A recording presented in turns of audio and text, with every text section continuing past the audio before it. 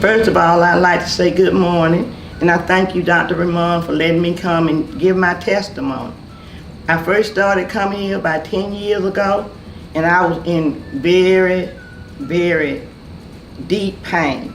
And it was hurting so bad that I couldn't sleep, I couldn't rest, I couldn't eat. I just didn't feel, I felt so depressed and upset. But since I came here, he started giving me the injections and the medication, and it really helped so much. It helped me with my daily chores, and it helped me do the things that I really needed to do, and the depression left me.